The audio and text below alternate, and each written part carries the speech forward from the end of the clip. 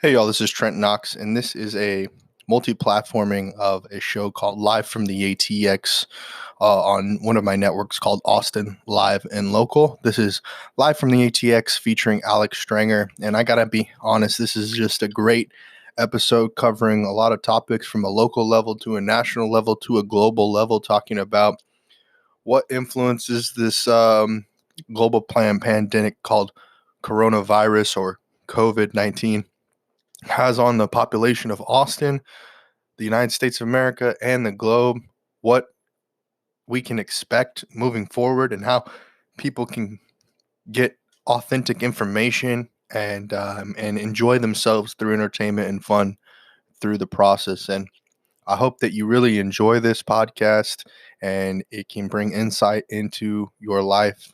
Have a wonderful, great day.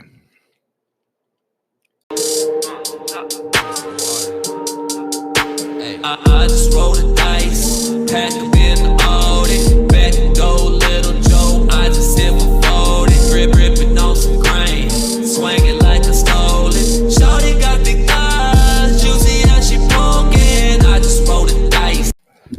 Hello, it's Trent Knox here with Austin Live and Local. We are going to be getting the show started very, very soon. This is Live from the ATX featuring Alex Strenger.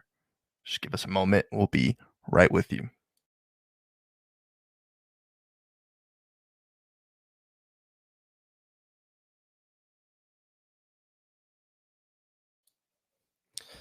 All right, I want to do some housekeeping before we bring Alex onto the show. The Live from the ATX podcast or show on the Austin Live and Local channel has been in hiatus for quite some time, almost potentially a year, I believe, since the last episode was aired. And then I think that the importance of bringing this episode on is the fact that a lot of Austinites are currently experiencing hardship, and there is not a guest that I know who is advocating for more Austinites at the ground level than Alex Strenger. I have been following him for about 2 years, I believe, maybe a little bit longer, and sort of his activism as it pertains to the Austin area and greater Austin area. He's a man with a plan for sure, and I think that the way that he's approaching a lot of his ideas is has a great foundation. And he's he's from the East Coast. I believe he's from New York. I'm not sure exactly what borough, I can't remember, but he came from New York, and he now lives here. He's a pedicab driver as well as a political candidate for mayor. And I think that what he has to say, you may disagree with what some of his ideas, but you can understand that he comes from a solid foundational background of his ideas, and he's one of those people that likes to provide evidence and support to why he thinks that what he does is good for the people of Austin, the citizens, and the community. So I highly respect it. Actually, I became aware of Alex via his run alongside or with or against, or however he wants to portray this, with Travis. I'm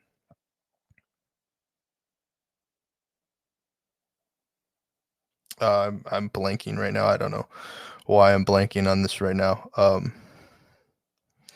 but another candidate for mayor that had been a guest of the show. If you go back, you can look at that.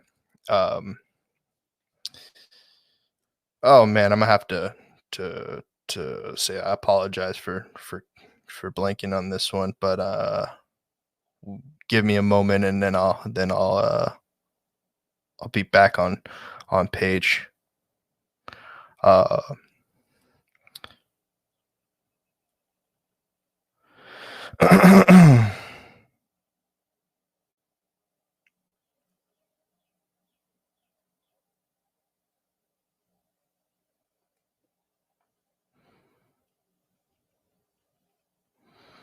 so Travis Duncan, he had been on the show, and we talked about a lot of different politics and some of the stuff that's been going on here in Austin and what can be done better. And I want to get through not only what Austin is dealing with, but in addition, talk about what the globe is dealing with, or the world that we live in, and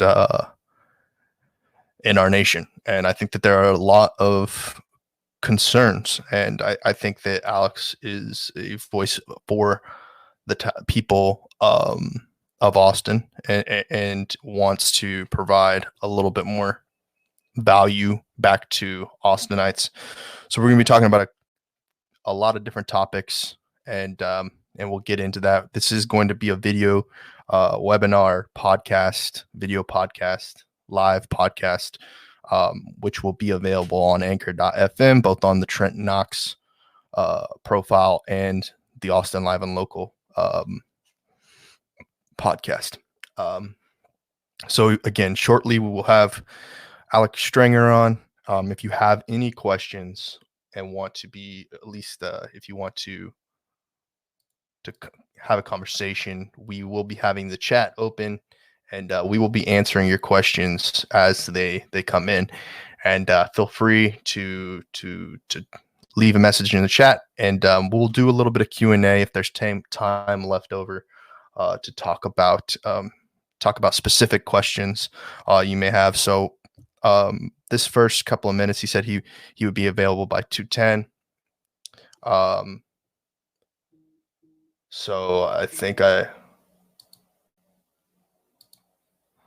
me see.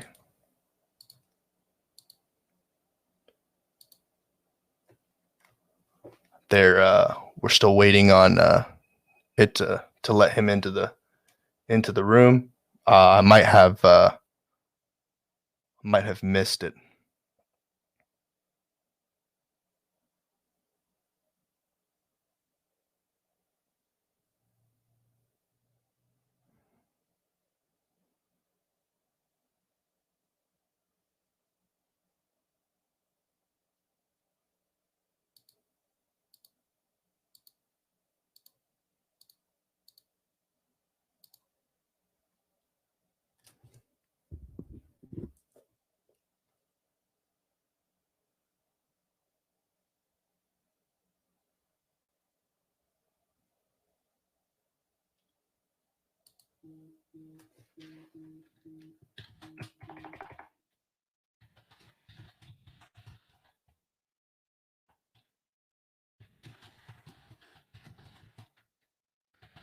I just kind of, we're having difficulties getting him into the room. But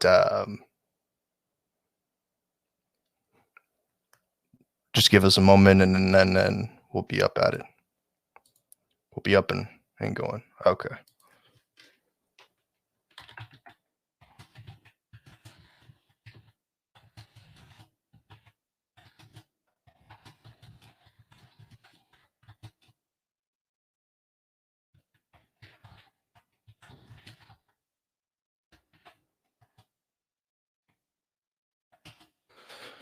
Having an issue getting the link to work on his phone.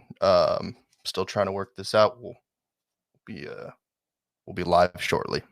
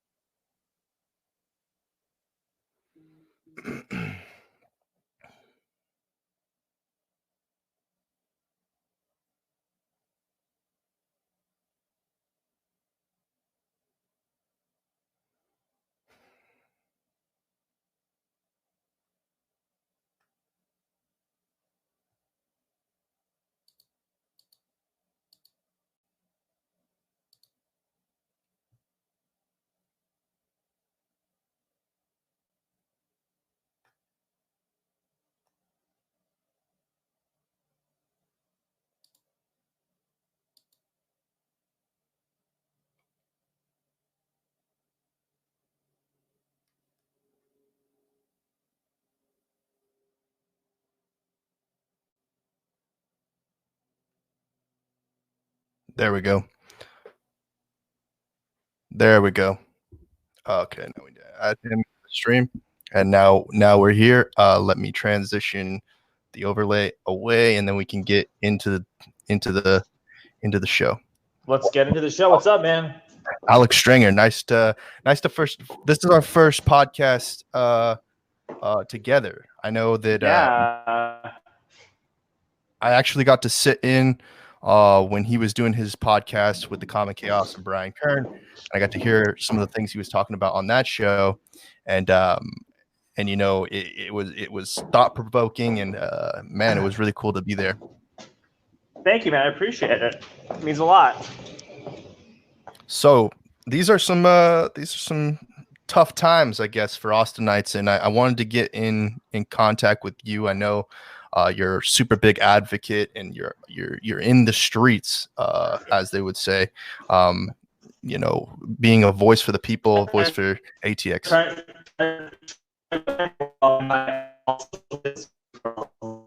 Of this disease, and also to not get arrested or face a fine by the city of Austin. Right. So, you know, just doing my part for the greater good of society. Glad people are out there appreciating it. Absolutely. So yeah, maybe you want to introduce yourself, tell your origin story, kind of get to let people get to know you on the show. Yeah, let's do that. So I moved here from New York about 6.5 years ago. I drive a pedicab. I also substitute teach and do the pub crawler, like tour buses thing, the like pub crawler party bikes. And I you know, wrote a book, have some creative projects, made a couple rap songs, ran for mayor of Austin a couple years ago, do some jujitsu here and there, you know, so just try to keep myself busy. But, you know, this virus has really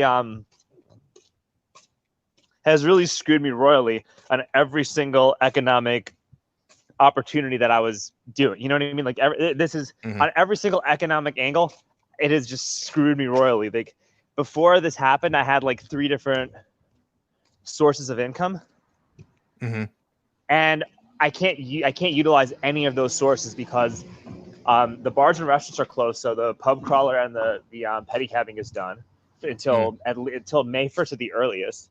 But they're probably going to keep pushing that back, knowing the city. And I can't substitute teach anymore because all the schools are shut down, and because I'm not a full-time teacher, I don't get paid anything. So it's just, well, guess what, dude? You're kind of shit out of luck, man. Yeah, and I think that I relate to that a lot. As being a small business owner and being somebody who is watching, and you know, some of the relief aid that's being trickled down, Reaganomics, for us to kind of get enough capital to spend back into our local markets. I think that it's really tough for people like me who are transitioning, and people like you who are transitioning from independent contractor work, employee-based work, into a sustainable working experience. And I think that I don't think that we're alone in that experience. I don't know particularly that I saw you vote. You were reaching out to Steve Adler, and I think Governor Abbott, about the pedicabs, waiving registration and renewal fees. Yeah, I mentioned like the council member, and I think that they're actually probably going to do that at some point, and they have pushed. They kept like extending the deadlines for all the owners to do that, which is good. It's really important, and I'm glad they're doing that. And it's going to help us out. That's going to help us out tremendously. But we need money. Like, we need money. You know, I know we're going to get the stimulus check. It's just a matter of when. But I've applied for like unemployment with the Workforce Commission, and I've applied multiple times. And then I got rejected the first time because they didn't have my money on record. So I reapplied, sent in my credit card receipt, like payment records, and my letter from my boss, and my 1099 from the pub crawler. So that's about $20,000 of income that now that they have, that they don't have. And look, with $20,000 a year, like within a year, it's probably not going to be like, you're not going to get like a ton of like unemployment benefits, but you might get a couple $100 a week when you've lost out on that kind of money. And it's shown that that's the busiest time of the year for you. So, I mean, I think that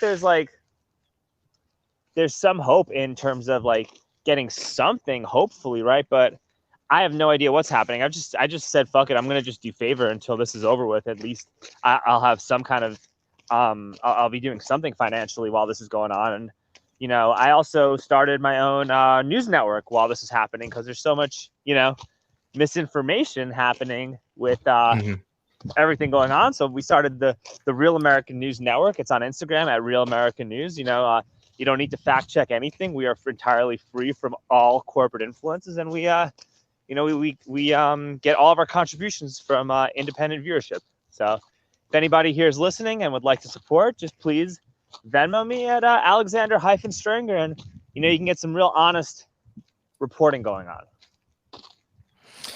Yeah, and so that leads into like the first, I guess, topic that I want to discuss with you is the fake versus real news. I think that the conversation, especially with what happened, I guess, 2 nights ago with WrestleMania, people are really trying to what happened? I didn't even know what decipher. happened in WrestleMania. Well, I mean, there's this discussion about the entertainment and the production behind professional wrestling, and talking about how it's so now parallel to our political system in the way that things are operating, where we have a president like Donald Trump constantly calling mainstream or lamestream or Media. traditional media fake news. Yeah, but dude, he's right. I mean, he's right. Like he's 100% correct. I mean, look, I was never like a big like Trump supporter or like right-wing Republican or any of that stuff. But when it comes to that, he's 100% correct. Like, look at what they did to Bernie Sanders, and look at how everybody all of a sudden just rallied around Joe Biden.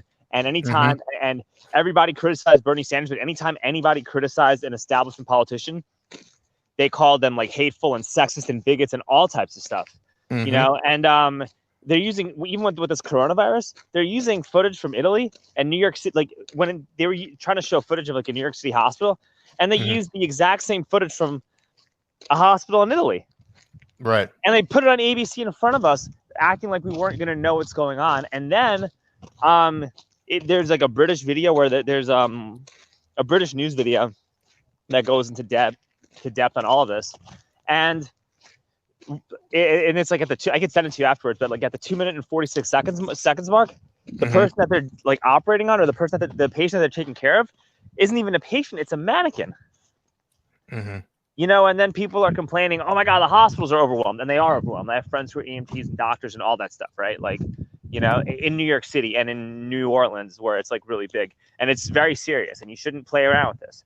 But then how are doctors able to spend time making TikTok videos if it's that serious? Like, how are you, like, you know, what are you doing? Like, how bad can it be if you have the time to literally make TikTok videos and put it out on ABC and have ABC replay it for the public? You know, if you're that busy and that overwhelmed, you shouldn't be making anything except for you should be just doing your job.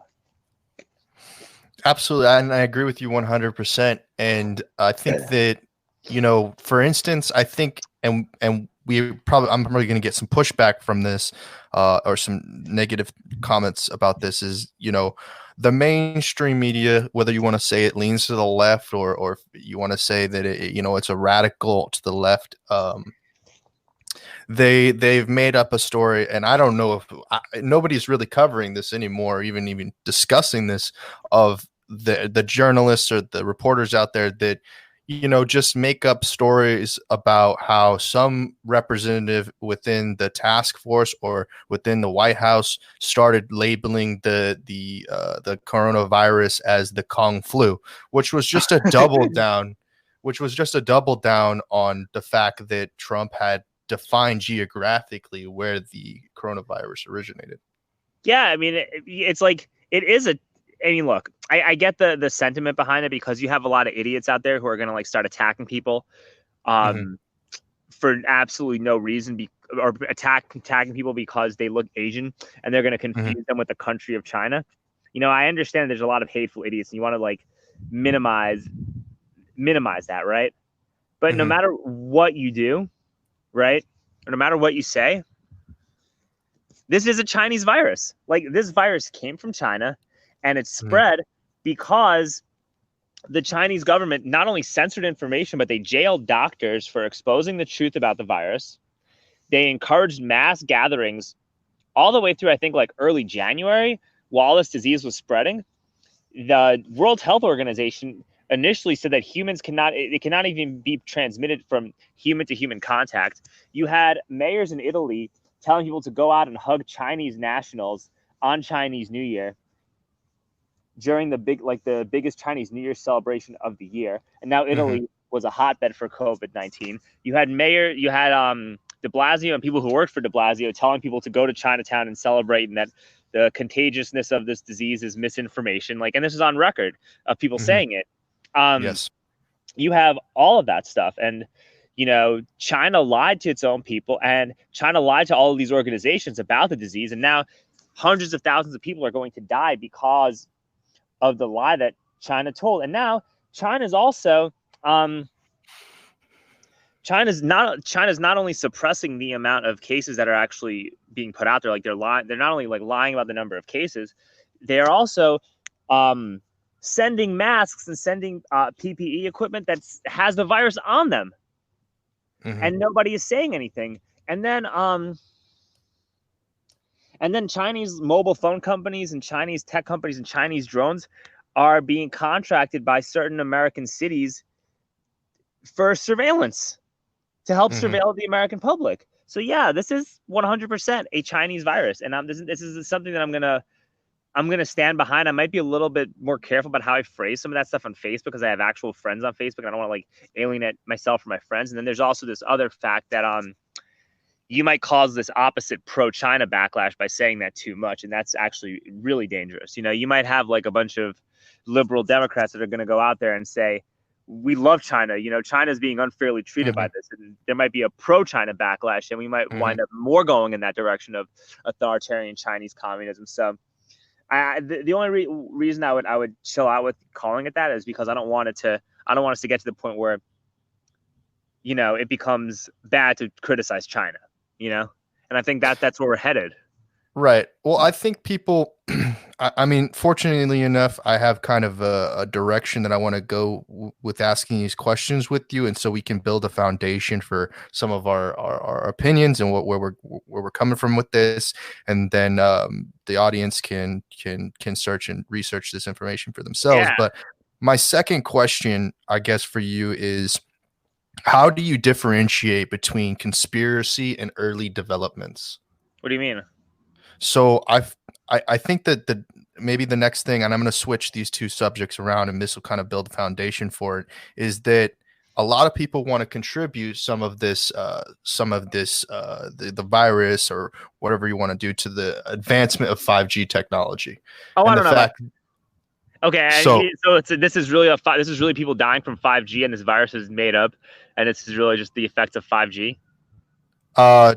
Some people have said that. But we don't even have 5G yet. We don't even fully have 5G in the US. I think what this could be, honestly, is that it could be a way to get 5G, and they could be using, while people are locked down, as a way to construct the 5G towers. But I mean, we're still a lot. Look, I'd understand that perspective, and there could be some truth to that. And I think 5G has a lot of really bad and poisonous effects. And you have FCC professionals and health professionals talking about how it can be extremely dangerous. But we're not like bolted down and shut inside of our homes. You know, like we're allowed to, like, even though we're locked down, I'm still allowed to go like ride my bike and go fishing and go run and go to the grocery store and go drive around and do stuff. Right. And I haven't seen any like construction of 5G towers while this is happening. You mean, have you? I think that 5G technology is more of like a mesh system in which it takes a much smaller node to be installed. Some of the nodes can be the size of a street lamp. But you also need towers and facilities every couple hundred yards because of 5G. Well, with the acquisition of Sprint and the merger of T-Mobile in the United States, that's exactly what they're having the conversation about, is that the expansion of 5G is very real. And we in America have the most we have the technological advancements to to put what may be called 5G out, but obviously Korea is much further advanced by a geographical size in the 5G category. Obviously, we can't take 5G directly to the rural areas as fast as I think a lot of people would like. But anyway, I guess the next thing, Honestly, and I want to between me and you, I don't even know that I want, like, after this is over with, I don't even know how much longer I even want to have a cell phone for, if you really want to know my honest opinion, you know? Yeah, can you dive into that a little bit more? Like what is some of the reasoning behind that? What are some of your reasons? Because the technology that we're taking for granted is just becoming more and more invasive by the minute, you know? Like, Mhm. the government right now is listening to our conversation. And that's not like some crazy Mhm. conspiracy that if you said that 10, 15 years ago, people would look at you like you were a total lunatic, right? But that's Mhm. an established fact. The government's listening. Companies are installing software to make sure people are actually social distancing. Now, it hasn't rolled out to the US because we're still a democratic republic, you know, and we believe in the Constitution, even though I don't know how long that's going to last for. But that Mhm. stuff hasn't rolled out into the US, but it's rolled into other countries where people can like track your moves, and tech companies are using apps to make sure you're like social distancing properly, and you know, all that stuff. It's super like 1984 invasiveness, and Mhm. I'm getting more and more uncomfortable with all that stuff. So Yeah. I think that I made a resolution to myself too that by like mid-March, if I don't get like rich and famous by the time through any of my creative projects within like a year from now, I'm going to Mhm. get off social media completely. I'm just going to get off of it. There's no point to have it. So in the form of communication, how do you think you'll still be able to communicate your messaging? I don't know. I mean, I'll still maybe I'll still have a phone, but I'm going to get rid of like my social media platforms and slowly and gradually like um I weed myself off a lot of the technology that's happening. Like I have an old Mhm. car, you know, I have an 86 Chevy El Camino. So my car has Mhm. no like tracking or any of that stuff. Right. So if I wanted to, like I theoretically, if I didn't have my phone, I could just leave and nobody would know where the hell I am at all. Mhm. So I gotta. I mean, this is, I guess the next thing. I listed this as the third thing, depending upon like where your mindset is at. Are you familiar with Project Bluebeam? Oh, the fake alien invasion with one world government. Yeah, So that yeah. so I would I would actually like to base it more on reality, and that this Project Bluebeam was more directly connected to 5G, and with this severe surveillance I guess surveillance government that you're talking about, with the implementation of what China has implemented, and seeing that in the United States. I mean, I think that the coronavirus is more a Project Bluebeam thing. You have people in the UN actually sitting down and talking about a temporary one world government Hmm. while this is happening to create a blueprint for how everyone can handle this. And it's just, well, let's make a crisis and make a pandemic so that this can come to fruition. And I'm going to tell Hmm. you my honest opinion that I think that this is not the first time we're going to have this. That these pandemics are going to be a regular occurrence for within the next decade. Hmm. I really think so.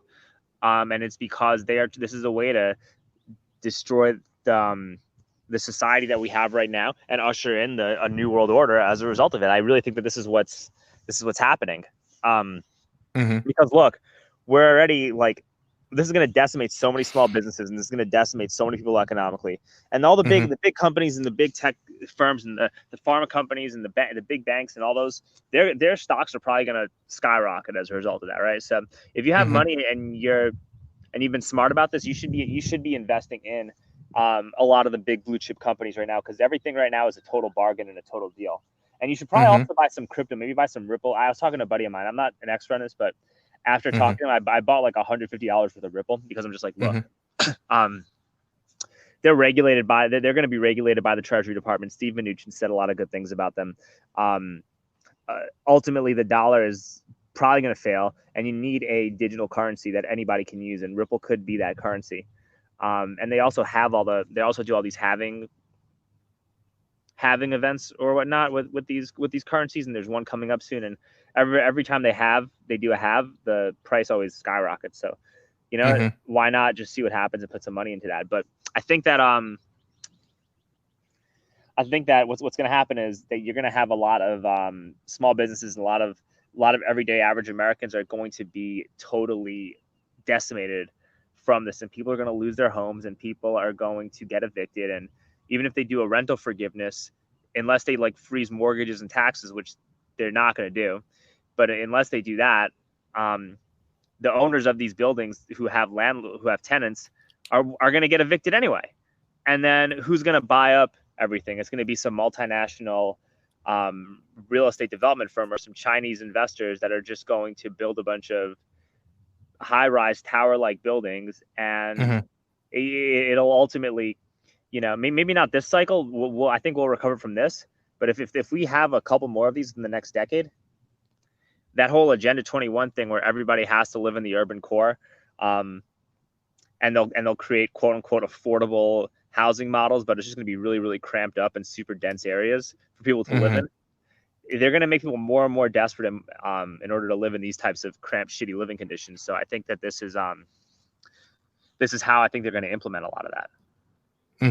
Agreed. Does that make, you know what I mean? Does that make sense? Like that? That's absolutely. What I mean, I think a thing that maybe we should highlight is there's a lot of people in the IDW. I'm sure you're familiar with this, talking about, and that's the intellectual dark web, talking about the big nap, and that we've been on autopilot or droning, with the routines that we've been experiencing since the 1920s, maybe a little bit after the Great Depression, in that we go to work, we get off work, go to sleep, go to work, go to sleep, go to work, go to sleep, and a lot of people don't have the time to contemplate the government or big thought or any sort of diversity in their lifestyle. Yeah, nobody has any time to think about anything. And people still don't, even though they pretend to. And I think like what's kind of scary is that the radical left is the most vulnerable to being victims of this. That's what we were talking about before. Yeah, and I'm not talking about like the neoliberal Hillary Clinton, Joe Biden's Beto, or like those guys, because I don't think those guys are even left. I think those guys are I think most of, like, I think the candidates or the big backers of those guys are right-wing authoritarians who use like social justice and whatnot as like a crutch to hide their authoritarian tendencies. That's what I think a lot of these guys are, right? Like the Bill Gateses and the George Soroses and the Hillary Clintons and like the Michael Bloombergs. Those are authoritarians. That's not left. That's probably more, those guys are actually probably more right wing, to be honest, than like the Donald Trumps and the Pences and the Republican governors. Because I think today's conservatism is becoming more like libertarianism, if you want my honest opinion, than it was 10 or 20 years ago. You know what I mean? Today's conservatism is basically survival of the fittest, strong survive. You get what's yours, and if you can't make it, then too bad, dude. Sucks to be you, bro. There's there's just callousness, like there's just a callous sense of competition. But at least you know what you're getting into, and it's this is your freedom, this is your choice. Nobody cares. Just get your. We just want our production to rise, but there's transparency about that. Does that make sense? Absolutely. Whereas like the neoliberals want that, but they only want it for themselves, and they will use like social justice and homelessness and like a plethora of like and like gun control and a plethora of like social issues to create a sense of to just create like disillusionment within America, and just create like a society where people don't want to work harder, don't want to, like, you create a demotivated.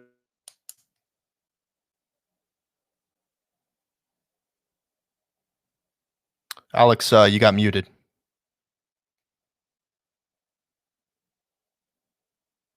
Let me see if I can unmute you.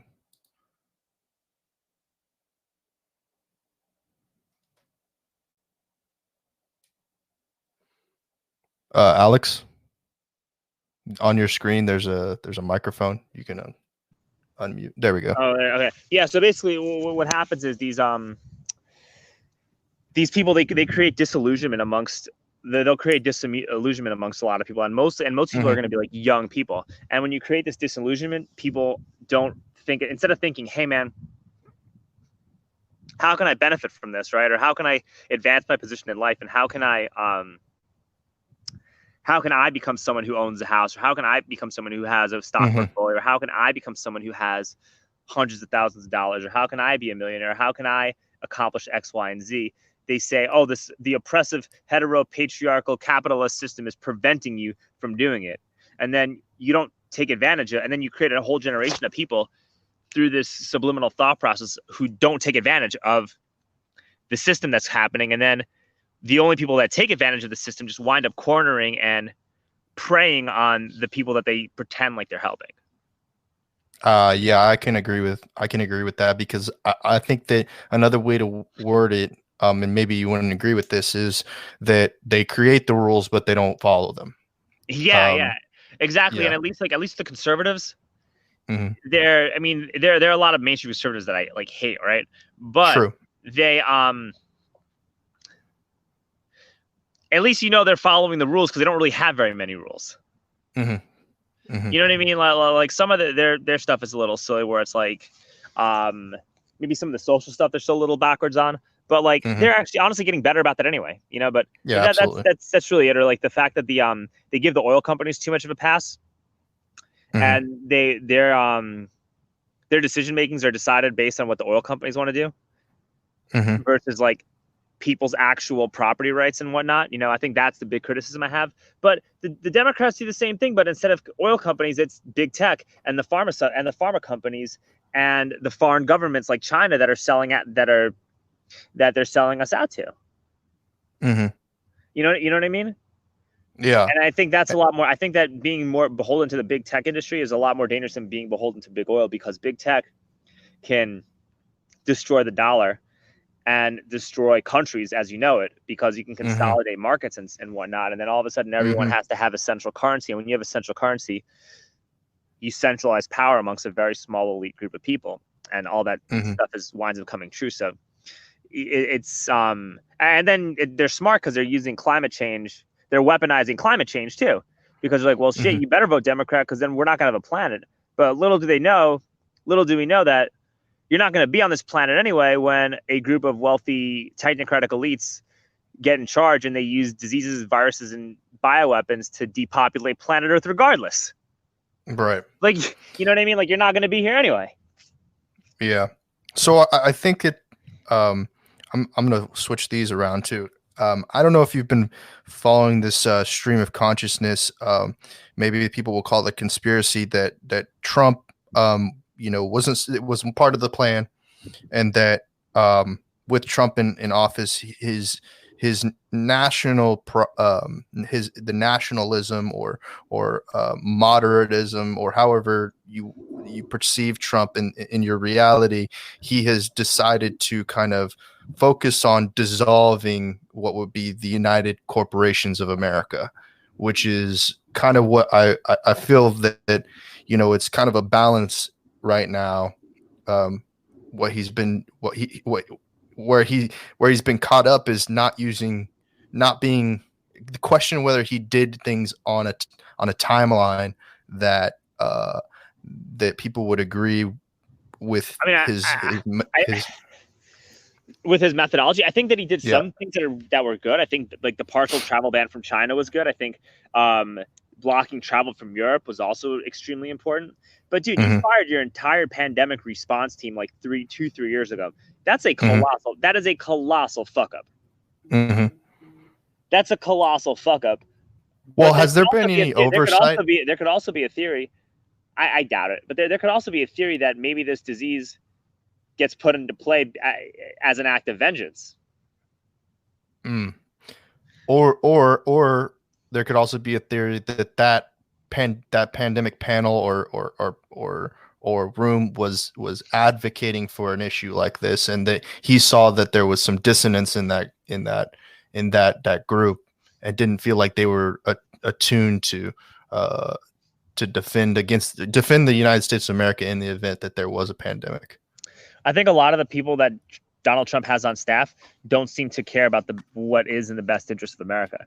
Like, I know that Dr. Fauci has worked with, like, is a big supporter of Hillary, and he's like a big he's on a lot of Bill Gates's board. He's on a lot of like Bill Gates's boards, and I know he gets a lot of money from the World Health Organization, which is bought up by China, as well as like George Soros. So I don't know that I mean, I think that Anthony Fauci is like super intelligent and knows what he's talking about, and you should listen to him in terms of like the efficacy and how much the disease spreads.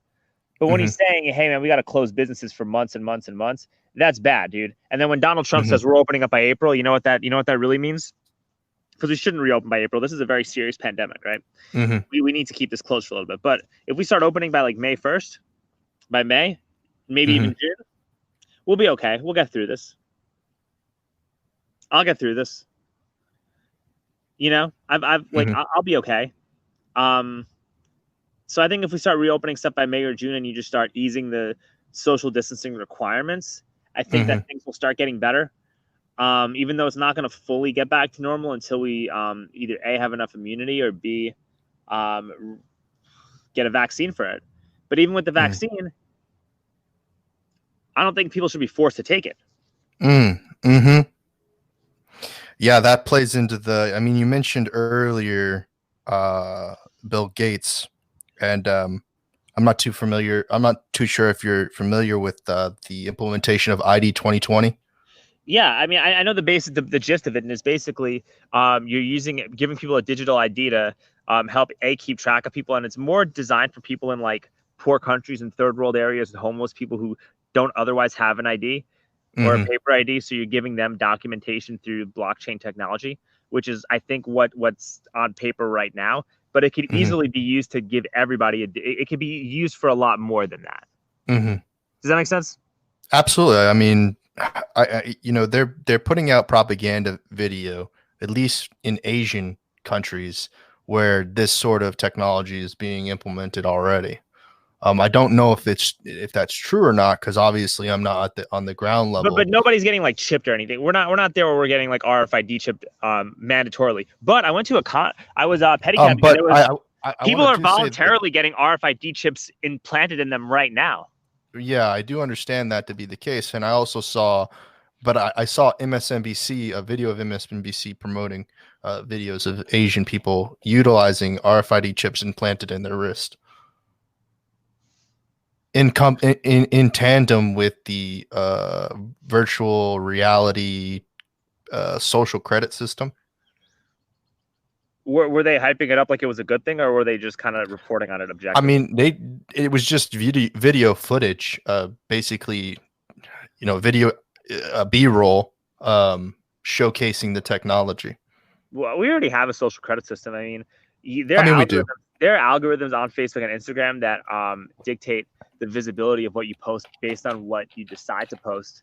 You know what I mean? Like, if you post stuff about how much you like, if you post stuff about how much you're social distancing and how much you're staying at home, and you're posting virtual dates on Zoom and all that stuff, or talk about how much you miss Obama, you're probably going to get a higher algorithm, and you're going to show up higher on the queue than if you post anti-vaccine stuff and conspiracies about Bill Gates, or share things from Alex Jones.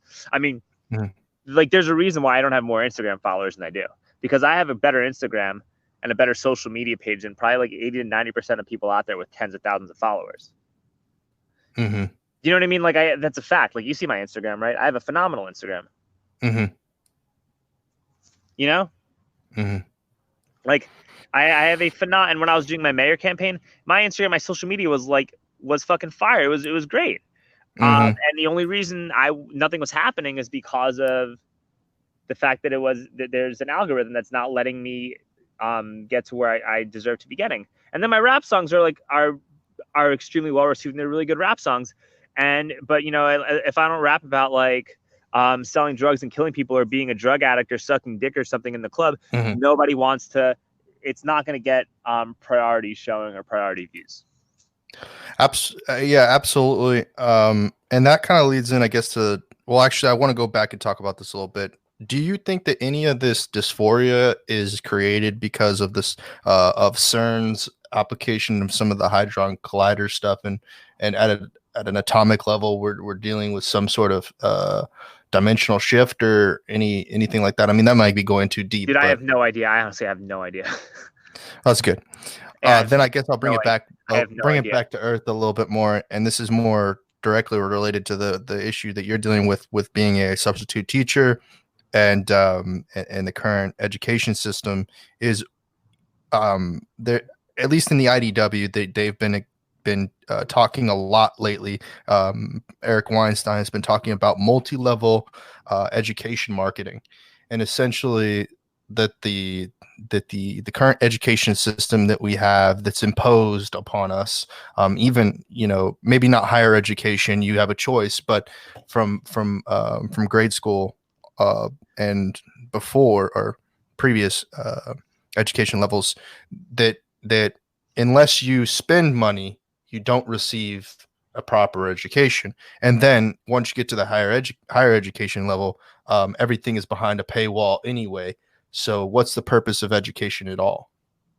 Yeah, you could learn more on YouTube and learn more. I mean, you could learn more on YouTube and at a public library than you ever will in a high school or college classroom.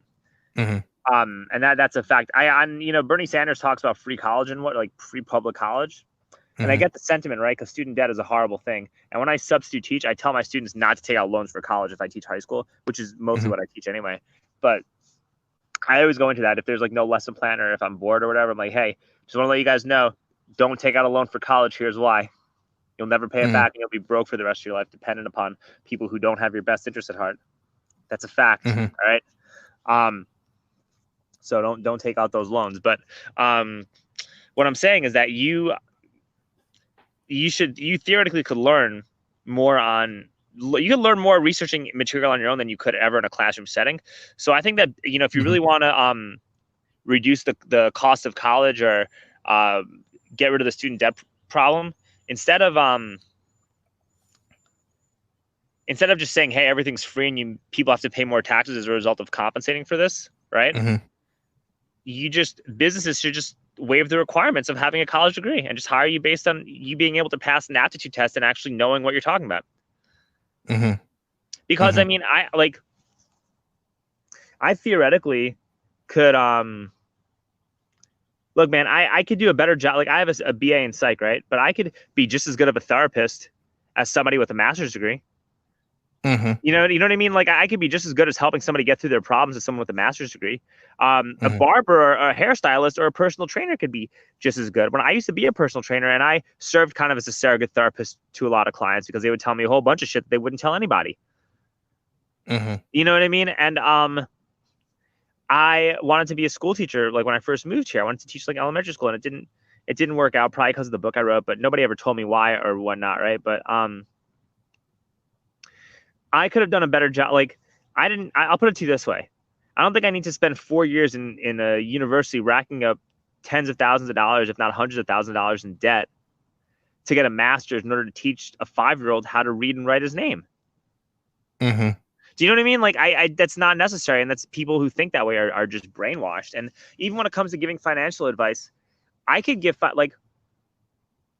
don't think I need to go to school for 4 to 6 years to help a professional athlete manage their money and not go broke, right? But you have people who have master's degrees, and granted, they probably know a lot more, and I would rather ask them financial questions than myself financial questions. But if somebody who had a lot of money was like, hey, I need to create an investment account for what I'm doing, I probably could help somebody create an investment account right now, just based on the basic knowledge that I have about how the financial system works. All right. And you have, especially if somebody has a lot of money. Oh, you have a ton of money. Here's what we're going to do. You're going to put like a third of your money in high dividend paying high performance mutual funds. And you're going to put another, you're going to put another 40%. You're going to put another 40% of your money in big companies that pay high dividend, in big companies, right? And then you're going to put another 20% of your money in real estate. You know, there you go. That's how we solve it. Mhm. There you go. There you go. You don't need an advanced college degree to tell somebody that, right? No, you don't. I think that, and especially since college degrees are to a certain extent not um, they're not appreciated or they're not accepted as much as these certificates that someone would get from technical training on a particular Fact. And subject matter. also it's in well established fact that that China has infiltrated a lot of our education systems to demoralize young people into hating the American public. Mhm. You know what I mean? Like China's infiltrated the American educational system to steal intellectual property, to get scientific secrets, to pay professors to But when you say to make weapons in their own laboratories using through their facilities, which is what happened with that Harvard scientist. That's kind of how the coronavirus even started, because this guy named Charles Lieber was paid off by China to set up a research lab in near Wuhan, and they used all of the stuff. All of his gatherings were still being used from Harvard, and they'll send nationals and exchange students to steal data and steal ideas from professors. But I think it should be noted as well that China is just by analytics the country that contributes most to intellectual theft, whereas there are a ton of other countries that also have for the sake of a better less term governments or authorities that are attempting to bring down the United States as a country. China just has to put the most money into it. I think China is the only country that is capable of actually exercising that threat and doing it.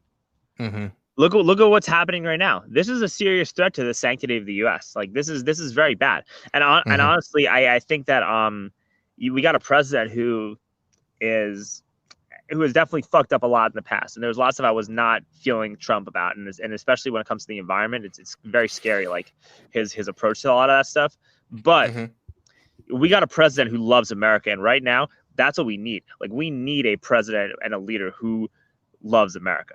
You know, like there's no questions about that. We need someone who's going to keep the economy and business going at all costs, because if not, then we're not going to be able to live our comfortable suburban lives anymore. That Agenda 2030 stuff is going to happen, and you got to avoid that as much as possible. Remember, it was called Agenda 21 before Trump got elected. Do you remember that? Agenda 2030 was once Agenda 21, and they pushed it back to 2030 because of Donald Trump.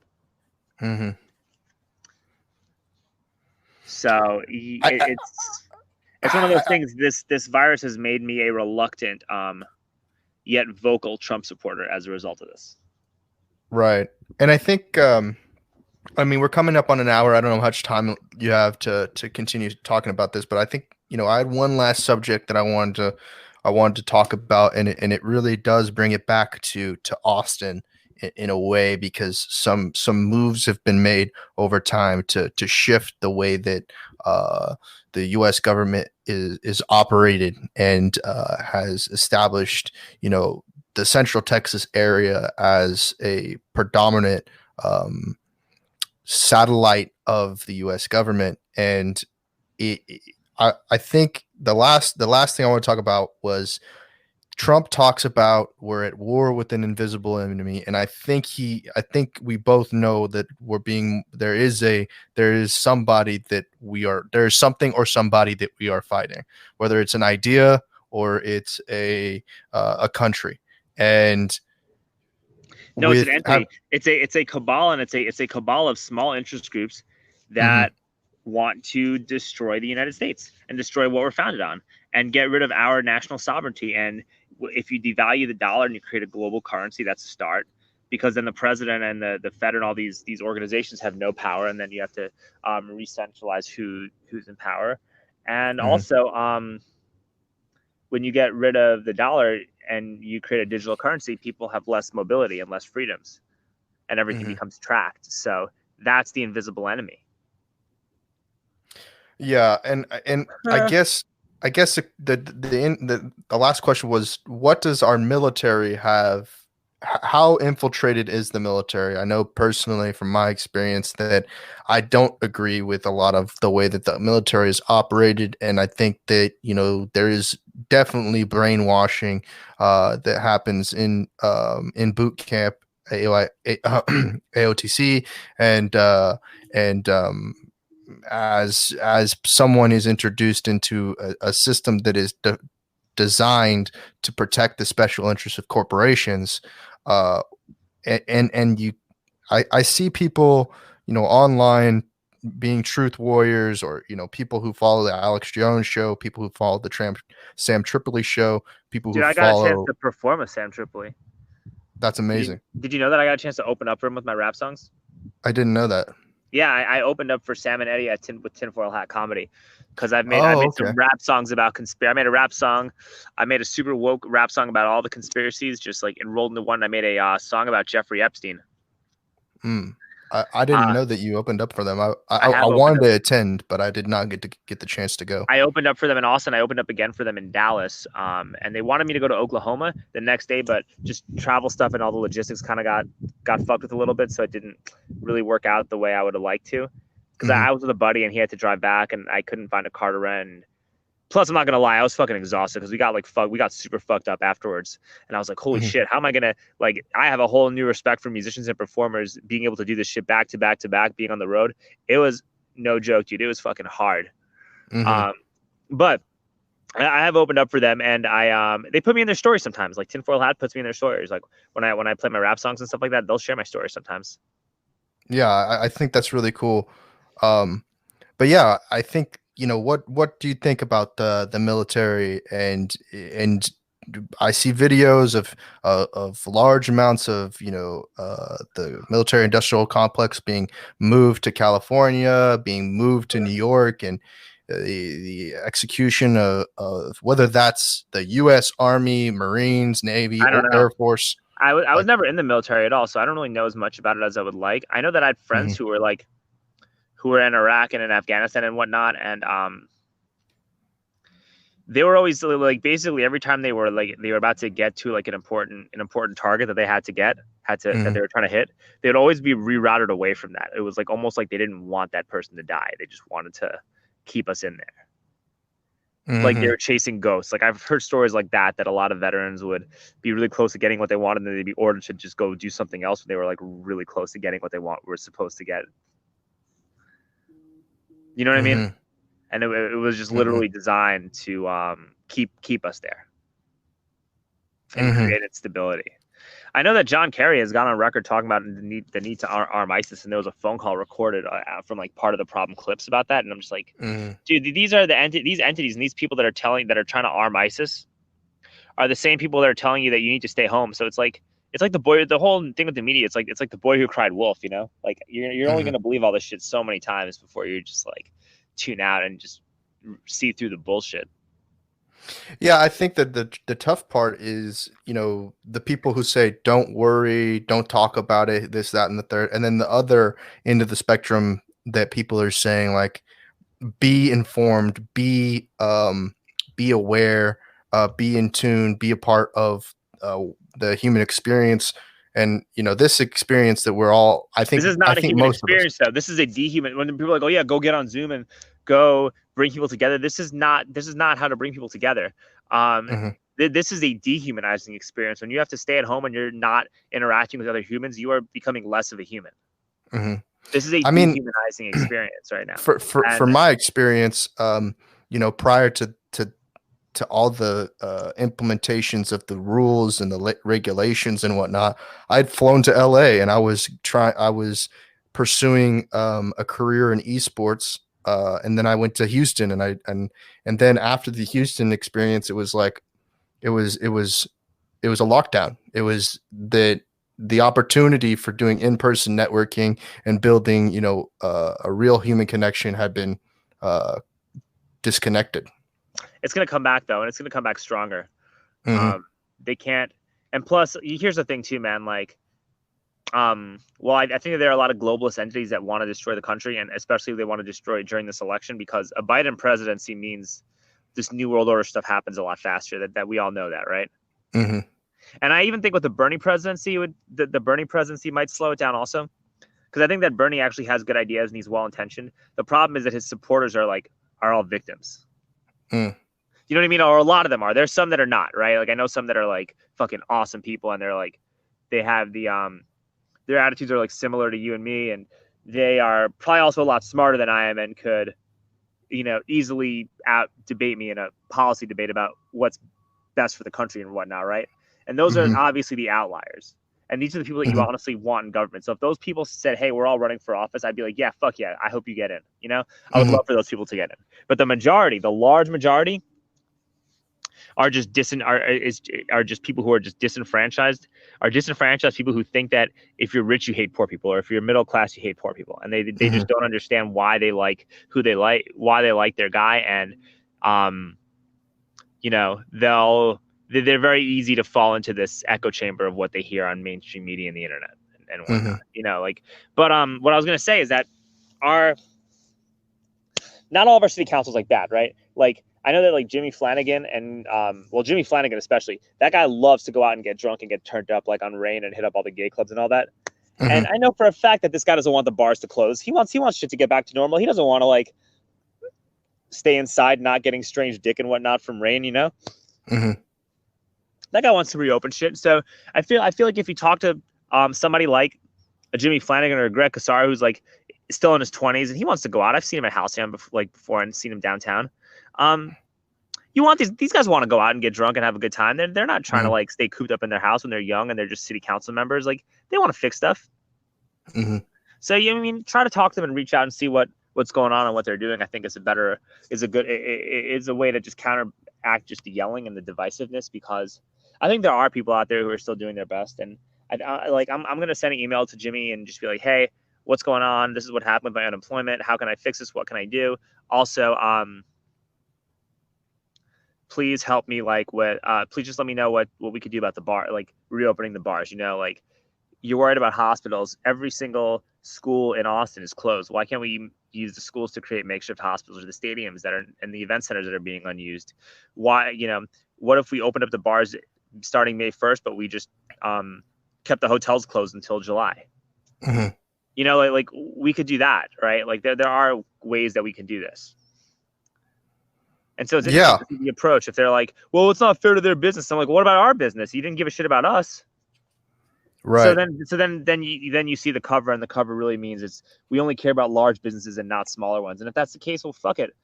You're being selfish too. Don't call me selfish because I want to go out and go to work, because you're being selfish by not sacrificing your needs for the greater good.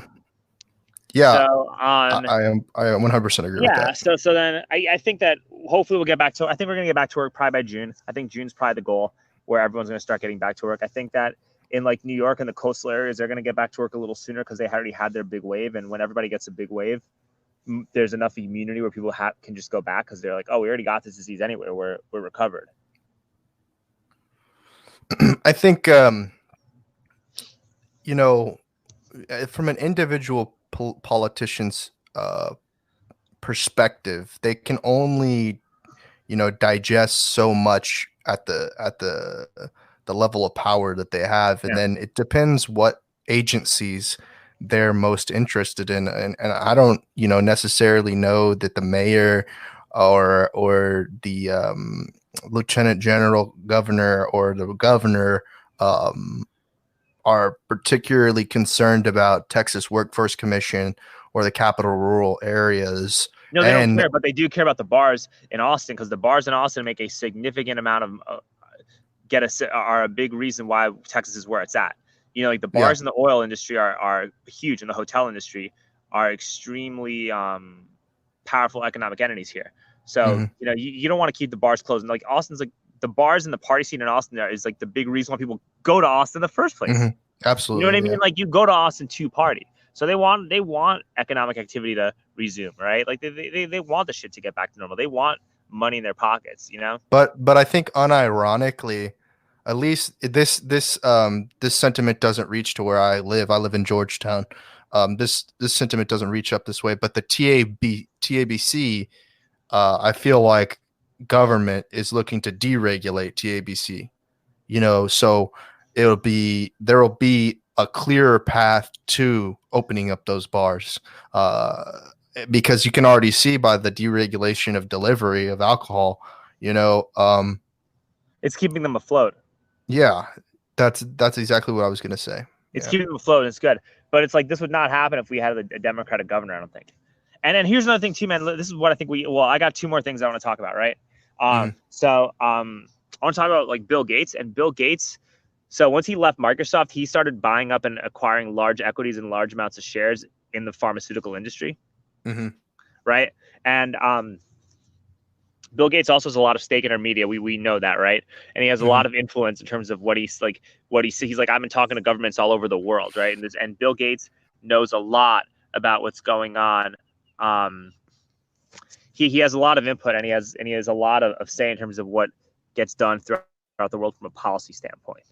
And that's a fact, and the fact that Donald Trump is letting the states make their own decision actually is a big testament to him, because that's literally the least authoritarian thing you could do. When everyone was worried about this guy being an authoritarian, like that's literally the opposite of authoritarianism, is letting the states do what they want to do about it, handling it how they want to handle it, Right.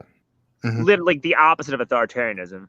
But then meanwhile, you have these quote unquote liberals are like calling the cops on people for having gatherings at their houses. And like, that is Nazi. That is the most Nazi Germany shit you could do. It's like disgusting, dude. But back to what I was saying, Bill Gates owns large amounts of equities in the pharmaceutical industry. And we all know that, right? And then everything that you hear on like corporate media, none of it is designed to make you feel good. Do you notice that? It's always designed to make you feel fearful and anxious. Right? And they're telling you not to see people. They're telling couples not to conceive. They're telling they're basically saying social distancing, and they're telling you to avoid other humans. And when you avoid humans for too long and you stay home in your house for too long, your mental health will deteriorate. And when your mental health deteriorates, what do you need?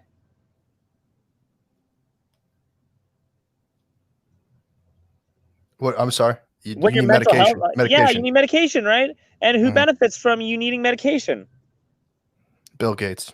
Big Pharma. But yeah, Bill Gates. Yeah, Big Pharma benefits. And also the people who own large amounts of equities and stakes in Big Pharma, right? So the more you listen to like corporate news media, and the more you get like brainwashed by them, because you should listen to it to a point. You should still listen to it and understand, like, you shouldn't be having large gatherings and going to house parties and doing this stuff, or going to bars or concerts or going to church right now. Like, you're an idiot if you do that, right? Like that's I'm not telling people to do it. You should not do that. It's a horrible idea. But if you spend too much time in your house cooped up listening to corporate media, you are going to develop some serious mental illnesses or some real mental issues that you're going to need, that are probably going to be alleviated through pharmaceutical substances, right? And you're putting money in Bill Gates' pocket. The more you watch corporate news media, and the more depressed and anxious you get, which you will, because there's nothing good on corporate media right now, as you can see.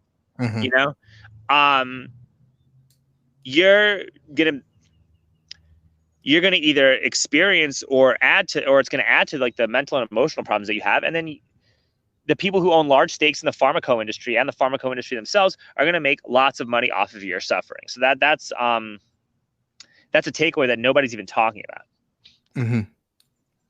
And there's something else I wanted to talk about too. And about Donald Trump too. And everyone's talking about how Donald Trump really bungled this response, and his administration's negligence kind of causes pandemic. And there is some truth to that, because they had playbooks and all that stuff about how to deal with the pandemic and what to do and how to stop, how to kind of regulate all that stuff.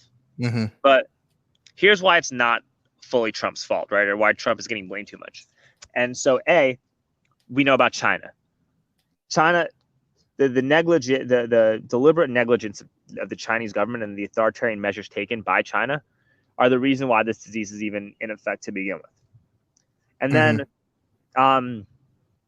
this virus has decimated Italy. It's decimating the UK. It's decimating Spain. There are a lot of European countries. It's going to fucking destroy Australia. A lot of countries are getting fucked as a result of this virus. and nobody is casting any blame on the prime ministers or the leadership. When a larger portion of them, from a percentage standpoint, they have a higher percentage of people who are infected and who die from this disease than the United States will, right? There are countries who are going to literally really get destroyed from this virus, and none of their leaders are being held accountable for it at all. I think this is case in point. You talked about the victim mentality. Yeah. But So on, basically, let me finish though. Let me finish. sure, Sorry, I didn't mean to interrupt, but like, and then also, you had a mayor in Italy who talked about sending police officers with flamethrowers to bust gatherings. Mm-hmm. And nobody like batted an eyelash. Vox wrote about it like it was funny. But it wasn't funny. He was serious. Like he's like, I was talking about giving flamethrowers to cops when I was running for mayor, and it was obviously like a troll and a joke, right? And this guy was doing it for real, and nobody bats an eyelash. Could you imagine what happened if Donald Trump said that he wanted to send police officers with flamethrowers to enforce quarantining? I mean, what could you imagine that? Just imagine that, man. Like, what kind of uproar it would be? That's why it's like it's so hypocritical. But anyway, you got a president who's like letting the states make their own decisions, right? Who wants to get the country back to work within a reasonable time frame. Who's trying to offer up an optimistic forecast about how we're going to get through this. And then people are criticizing him for doing that and calling him a fascist when you have an Italian leaders, right? Leaders in Italy, like government leaders in Italy, talking about giving cops flamethrowers to disrupt gatherings, and nobody's saying anything. It's the hypocrisy is mind-boggling. And then when you talk about the U.S. having the highest number of COVID cases, guess which state in the United States has more than half of those cases? New York. New York. Who's the governor? Cuomo. Andrew Cuomo. Nobody's saying anything bad about him. Your state has half of the cases in the entire country. What did you do to help minimize the spread in your state? You knew about this stuff too. It didn't become an epidemic before Italy or before any of these European countries. Most of these cases are in your state. What did you do to stop it? You didn't do anything. But all of a sudden, you're looked at as like you're being looked at like you're a hero and you're a model leader when half the cases are in your state and nobody's even acknowledging that or even talking about that. So it's just, it's like anybody with a brain understands that like Trump is just getting he's getting a really bad rap as a result of this. And this is the truth. And I'm speaking out about this. And I know that there are going to be people who probably like me when I was running for mayor and voted for me and like were my friends and whatnot. And they might not be my friends anymore because I'm really like speaking out about this, and I'm starting to see a lot of the bullshit that's going on with this, and I'm going to be very vocal about it. Like this virus is the new 9/11. Yeah, I think the important part to tell you, to reassure what you're saying, is that, it's not like you're advocating for no more fun. I definitely don't think that's the case. But there are these issues of people talking about the victim mentality. Are people feeling the victim mentality and making excuses for their leadership and authority, and then the leadership and authority passing the blame onto I didn't have enough, I didn't do this, or they said this, or he said, she said behavior. Yeah, it's bad. And you've also seen videos about news reporters and comedians saying that we need to crash the economy to get rid of Trump, and then all of a sudden the economy's crashing in an election year. It just seems like a little too coincidental, Yeah, it does think. And the crisis also started really exacerbating itself right when Joe Biden kind of all but secured the nomination, right? Like the crisis wasn't that big, or it wasn't as magnified up until Joe Biden secured this nomination. Remember, it was just a foreign thing. And then all of a sudden, Joe Biden is pretty much the nominee, barring some miracle. And, oh, man, now we got a real crisis on our hand. This economy is about to shut down. But people were barely talking about it. All of a sudden, right when Joe Biden gets the nomination, now this is a big issue. And then right before Super Tuesday, 3 or 4 different candidates dropped out at the same time and endorsed Joe Biden. It's all of this seems very tricky, and I think that this has to do with. I'm not saying that it was caused to get rid of Trump, but I think that this is being used and weaponized as a way to get rid of Trump, and they're seeing that. And it's not just enough to get rid of Trump. It's about putting in a Manchurian candidate, and Bernie Sanders would not be a Manchurian candidate. That's why this was not like this wasn't super overhyped. But now you got a Manchurian candidate as the Democratic frontrunner, who's not even campaigning, who's barely even anywhere to be seen. True. And can't even answer questions about how he's going to help solve and address the crisis. There is a lot of very bad, nefarious stuff going on, and I think that we have no choice. Do you think that it's potentially that at those higher socioeconomic classes, they're so bored that they have to create a bigger, badder boogeyman? No, I think that the people in these classes want to create one world government and consolidate power amongst themselves, and there are different fractions and different groups and different societies that want the power. And the reason we haven't achieved that one world government yet is because these different organizations are not able to agree with themselves. Absolutely. So I think I want to give you more opportunity to talk about. But dude, imagine how bad these lockdown procedures would be if we didn't have guns. Like, imagine how much more our rights would be infringed upon. Imagine that, dude. It's like in China, they bolt the door shut. In Italy, you need permission from police to go anywhere. Like, we have a large population of people with automatic weapons and semi-automatic weapons.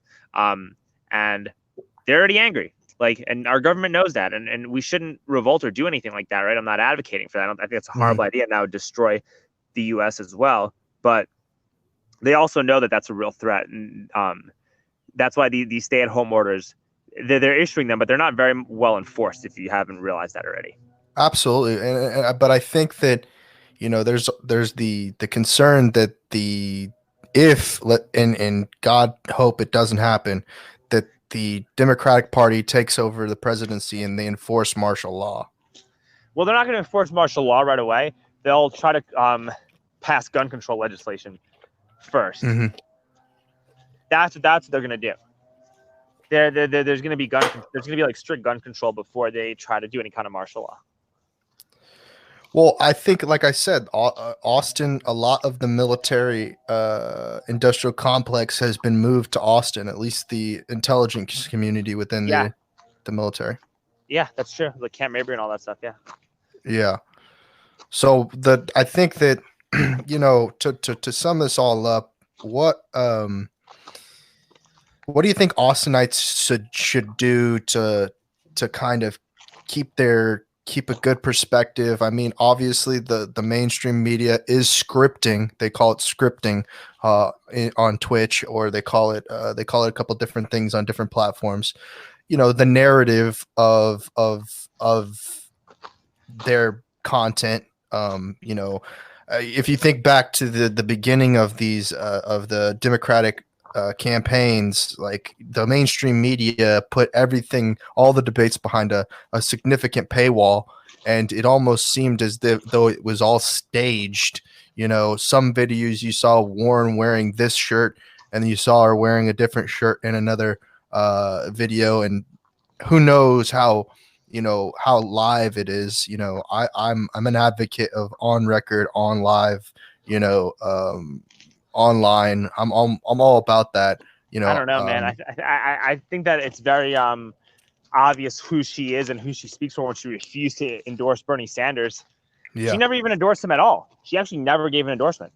And then people were saying, "Oh yeah, you don't owe," and everyone would say, "Oh yeah, you don't owe Bernie anything, Liz. You be yourself and be your own woman." But then people are angry at Bernie for staying in the race. I'm like, well, where's the hypocrisy in that, dude? Come on. Well, I was really shocked that that Tulsi Gabbard didn't endorse. She tried to. Bernie Sanders. Rejected her endorsement. I heard, yeah. Sanders actually rejected that endorsement, so that's why. So, what would be the reason to endorse Joe Biden? There had to have been some money exchanged. Probably, but I think maybe she just has to endorse somebody, and she's still in the party and still a Democrat, so she's just like, well, I'm endorsing Joe. Right. I mean, that's where our system is fucked. Is that they make these kind of that's where I'm lost. I cannot just keel over to idiocracy. That's just not what I stand by. For me, there has to be reason and purpose behind things. I mean, obviously for fun, we can all just do whatever. But in all serious nature, I don't think that, you know, you or I should go without a meal at any point in time, or without the ability to communicate, or without the ability to educate ourselves. You know, those systems need to stay kind of established and going. Dude, I fully agree with you, man. And I think that, you know, these people who are just endorse random ass people that are looking to bring those systems down, it baffles me why we're even having a conversation about that. You know, remember when everybody endorsed Beto O'Rourke? Remember when Right. everybody used to love Beto, and Beto Dude, was not like me. anti-establishment and punk rock, and this, I'm like, dude, you are the fakest punk rocker ever. You're like, yeah, man, you're so anti-establishment, you endorse Joe Biden. Yeah, that was ridiculous. And you know what? The experience for me that Beto O'Rourke kind of went sour on me is on you know, on 4th of July, man. On the day of independence, you know, he goes on to Willie Nelson's picnic and does a speech about how Mexico should uprise against the United States of America, and When he how said that, they should. I did not see that at all. But that's fucking He was crazy. just advocating for so much about undocumented people coming into the United States, and not abiding by, you know, the nation's rules or regulations, and that the Mexican people should revolt against the Texas, you know, establishment. It was just a bunch of very frustrating things to hear on the 4th of July of all days, and with someone like Willie Nelson. I mean, obviously Willie Nelson for whatever, you know, for whatever he believes in. It is Well, what the it is. IRS seized like a whole bunch of his shit too. So I mean, I don't think Willie Nelson really cares. True. I don't think Willie gives a shit at all. My 2 cents. Yeah, for at least for the mainstream government, that makes sense. He may have some resentment, and I can definitely understand that, especially with all the policy changes towards you know, psilocybin, THC, narcotics, and Oakland's basically legalized everything. Yeah, I mean, that's a good thing. I think that's what we should do. Yeah, I think that Austin is behind on that. I think Austin is Yeah. definitely behind on that. It's fine. If we're behind, if we get too caught up ahead, it'll be even more gentrified than it already is. That's true, because that's what I saw that happening in Denver. Yeah. We'd be way more gentrified than, and me and my girl went there for our anniversary. Denver's kind of a shithole, dude. Boulder was great, though. Boulder was amazing, but Denver was a shithole. Yeah. But you know, I think it's better to keep it the way it is, and then the cops just don't arrest you for it. They're just like, yeah, it's illegal, but only.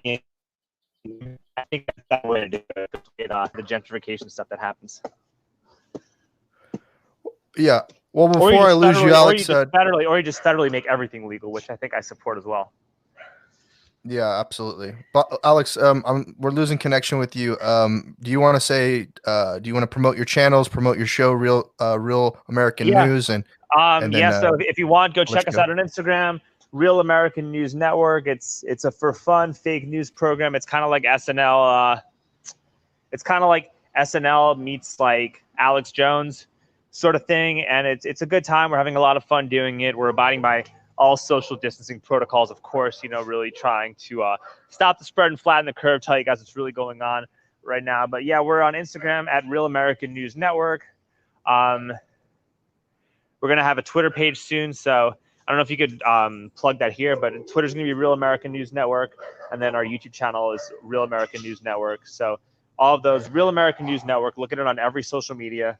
And to keep everything going, just send your support. Venmo me at Alexander-Strenger. So Alexander-Strenger is pretty much the Venmo, and then we pay all our staff through those payments, and that's how we keep everything going.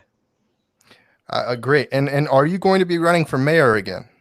Dude, I don't know. I mean, that's another couple years, but depending on how things go, I might run for council, but we'll see what happens, man. We'll see what happens. The district I'm in is up for election right now. So we will see. It's something I'm definitely thinking about.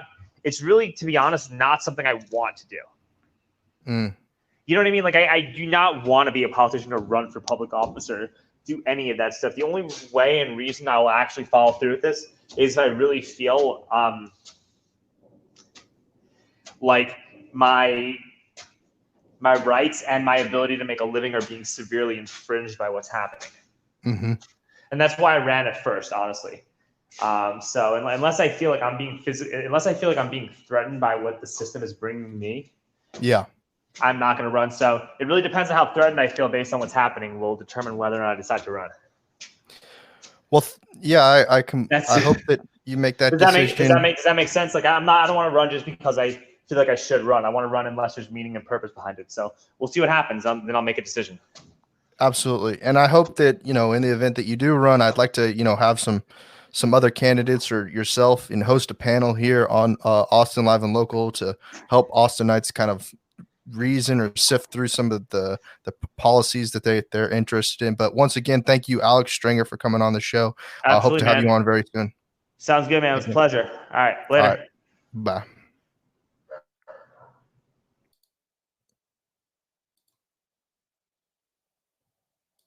And that was Alex Strenger. He's a outspoken individual who has a lot of a grasp on a lot of different subject matters, and he's able to communicate those ideas, and I really appreciate him for coming on the show, and thank you guys for tuning in. Once again, you can listen to this podcast on anchor.fm/ALL512 or anchor.fm/Trent Knox. Have a wonderful evening.